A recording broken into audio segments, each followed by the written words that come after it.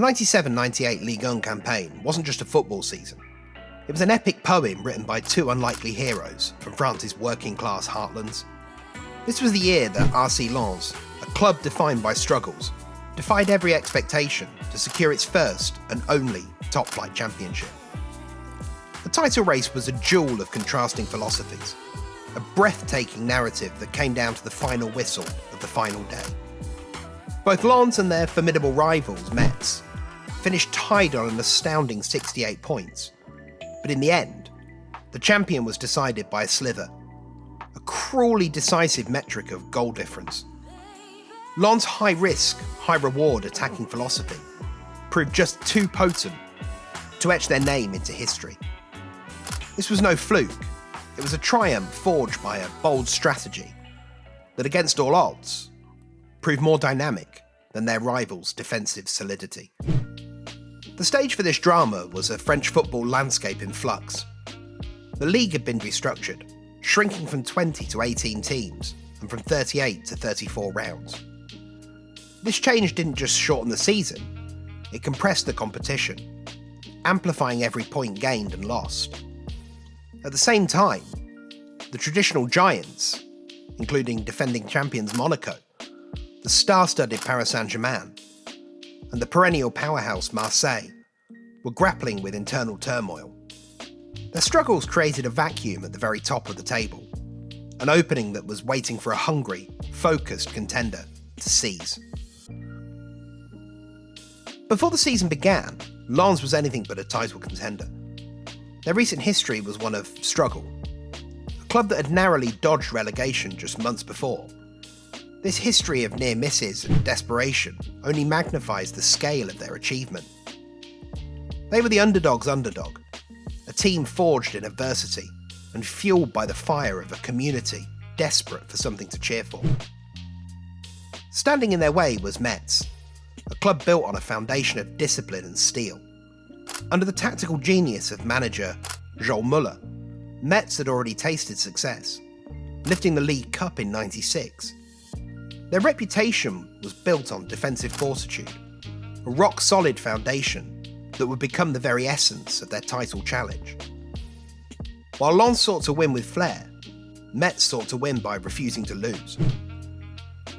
At the heart of Lens' improbable rise was manager Daniel Leclerc, a man whose only prior coaching experience was a brief but forgettable stint. But Leclerc brought with him not just tactics. He brought a belief so absolute it was infectious.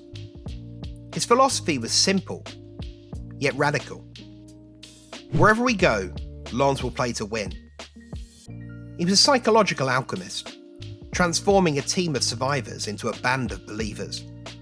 Midfielder Vladimir Smicer recalled how Leclerc would look each player in the eye and ask if they believed they could be champions. "It changed something in our heads in that moment," Smicer said. Leclerc didn't just change their formation, he changed their internal narrative, giving them the self-belief to face down any challenge. Leclerc's vision was brought to life by a perfect blend of seasoned veterans and game-changing new signings. The team's defensive core was also a wall of unwavering consistency. Goalkeeper Varmouts played in 42 matches, keeping an astonishing 19 clean sheets.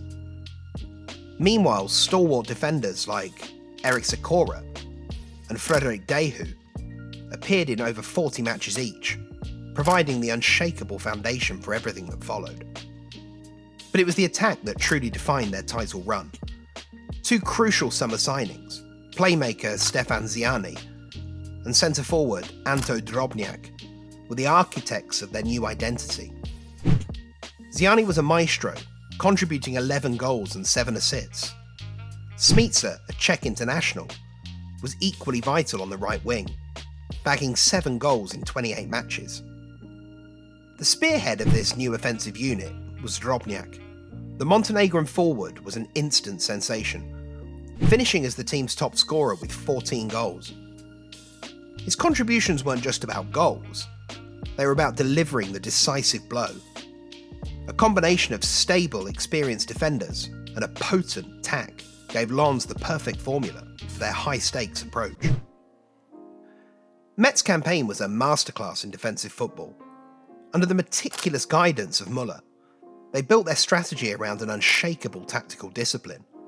This approach led to a league-best defensive record, with Metz conceding only 28 goals in 34 games across the season.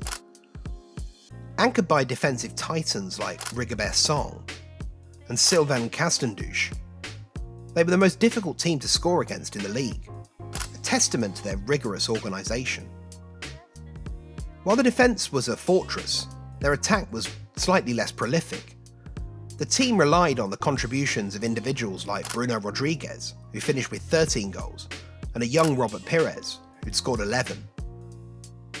This slightly more conservative approach meant that they had fewer losses, but it also meant they accumulated points more slowly during the critical final stretch. Despite this, the season was a historic success, representing one of the best results in their history for Metz, a fact that only deepens the bittersweet paradox of the campaign.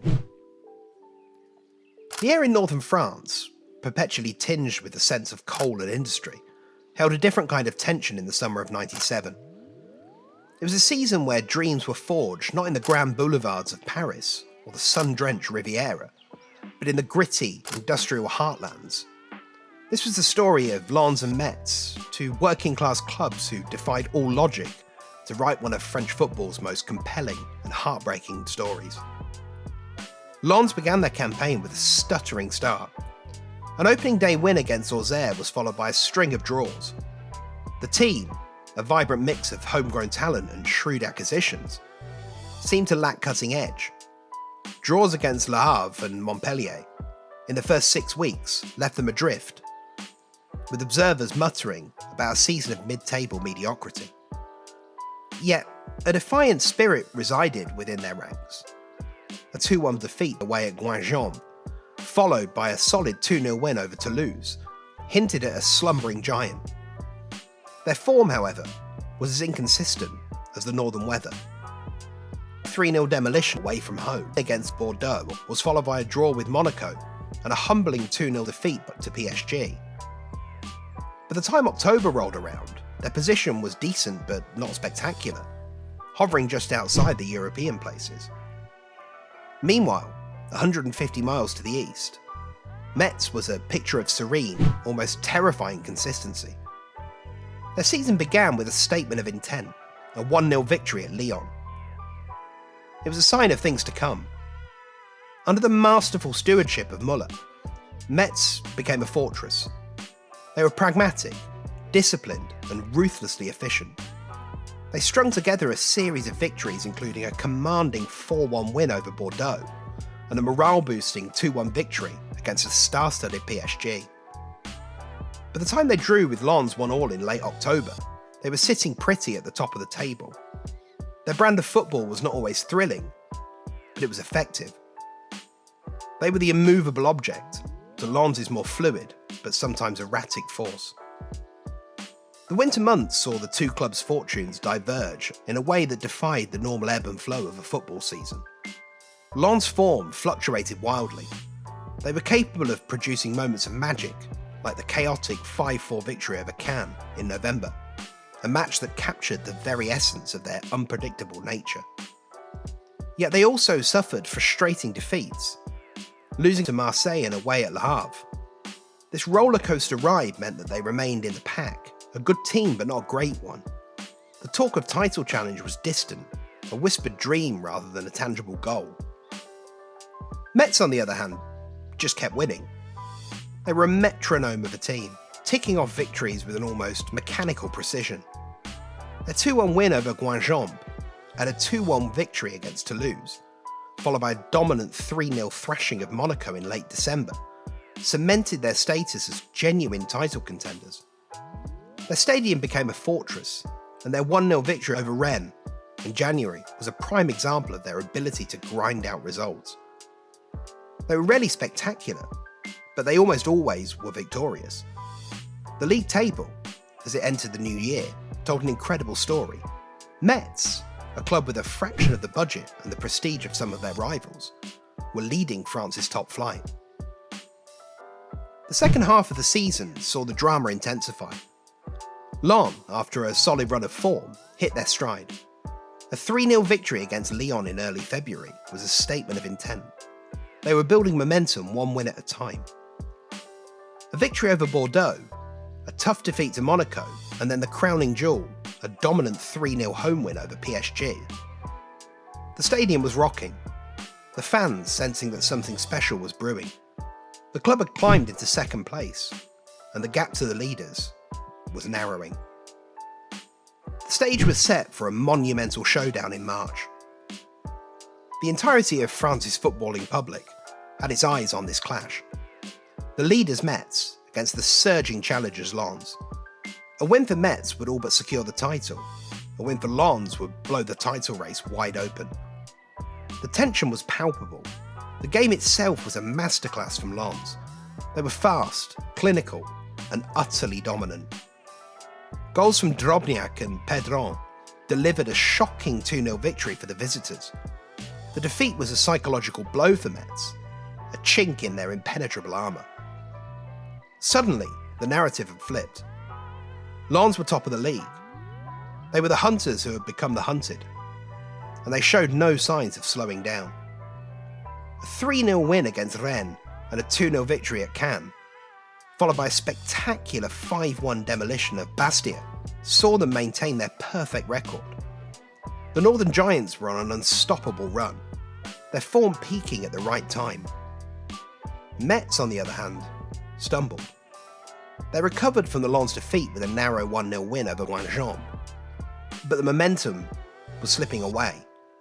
They were still winning, but the air of invincibility had dissipated. The season came down to the final day. Lens travelled to Auxerre needing a victory to secure their first ever league title. Metz hosted Lyon, needing a win and hoping for a Lens slip-up. The drama was almost unbearable. In a cruel twist of fate, the unstoppable force of Lens, so brilliant in the final stretch of the season, finally faltered. A nervy 1-1 draw with Auxerre was all they could manage.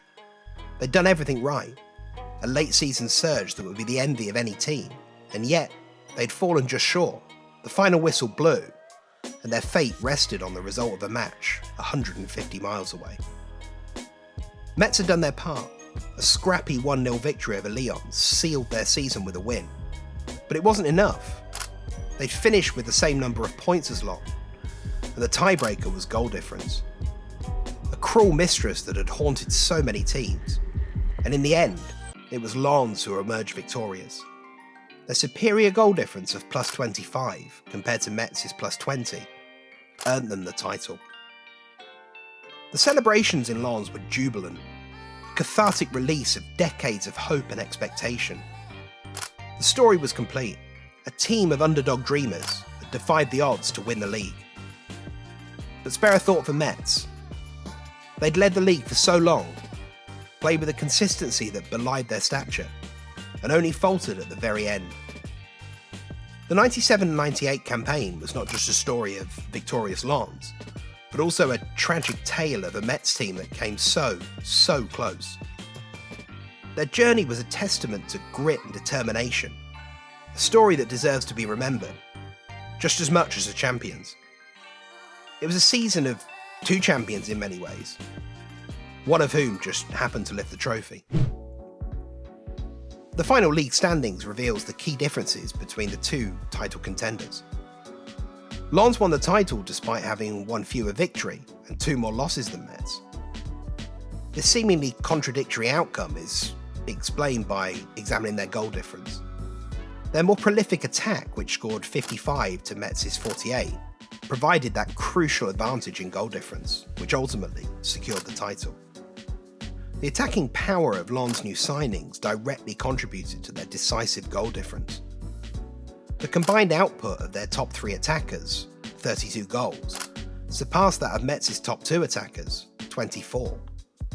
And it directly correlates to Lens' higher goals for total and subsequent goal difference advantage. The 97-98 title was more than just a sporting achievement.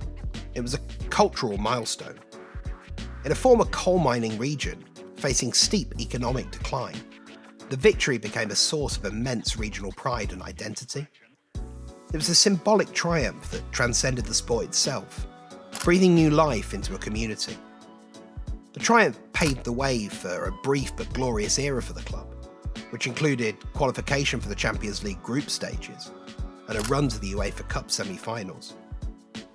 The title also served as a springboard for the careers of many players. The successes elevated the profiles of key players, leading to significant transfers and new career trajectories. Vladimir Smicer and Marc-Vivien Foé both moved to high-profile English clubs. For others like Ziani, the decision to leave was an emotional but career-defining one, as he would go on to sign for Deportivo La Coruña. The 97-98 campaign was a pivotal moment that reshaped the careers of its protagonists and cemented the club's place in French football history. The season stands as the perfect case study in the dynamics of competitive sport. The title was a victory of offensive dynamism over defensive stability, decided by the slimmest of margins. The triumph was the perfect convergence of a visionary manager in Daniel Leclerc, a handful of crucial attacking signings, and a resilient veteran core that gave the team its psychological fortitude. Lens' title was an unrepeatable triumph, a product of a unique moment in French football history. One of the finest seasons in football history, and a testament to the idea that a determined underdog, with the right strategy and spirit, can conquer even the most formidable of opponents. If you like underdog stories and football with a soul, hit like and subscribe. What are your memories of this title race? Let us know in the comments below. And in the meantime, stay tuned for more football history, one incredible story at a time.